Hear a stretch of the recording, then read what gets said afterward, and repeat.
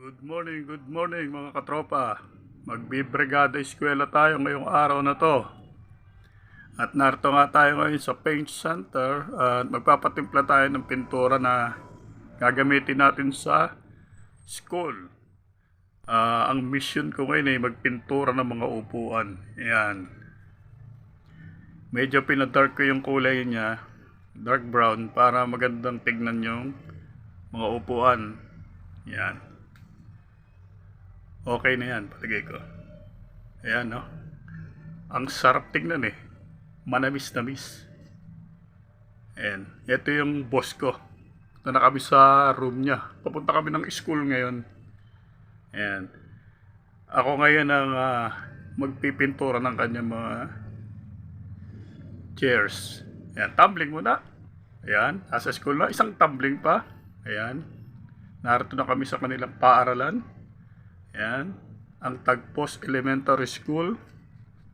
Ayan ang kanyang classroom. Ayan. Holiday ngayon mga katropa, kaya walang pasok. Pero nagre-renovate ngayon dito sa school, kaya maraming gumagawa. Ito nga ang aking mga pipinturang mga upuan. Ayan. Nako, madami. Nasa 50 plus yan mga katropa, pero kaya ko yan. Yan ang tatrabahuhin natin. Ito, inumpisahan ko na.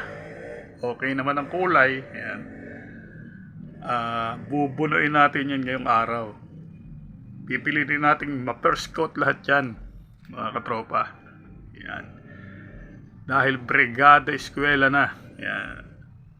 Yan lahat. Pipinturahan ko yan. Malaki ang kontrata ko dito, mga katropa. 24 hours a day ako dito. Ayan, oh. Yan, oh. Kaya ko yan. Basta tuloy-tuloy lang. Ito, nakapagpintura na ako ng iilan. Pero, pahinga lang ng konti. Ayan, break time. Tapos, babanat na naman tayo, syempre.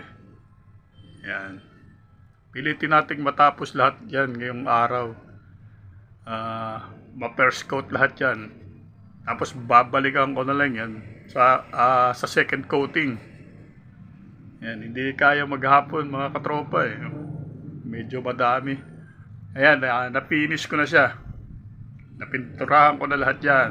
Yan. Napinturahan ko na siya lahat ng first coating mga kabrigada. Yan, no? Pagbalik ko dyan, i-finish ko na yan ng maganda. Yan.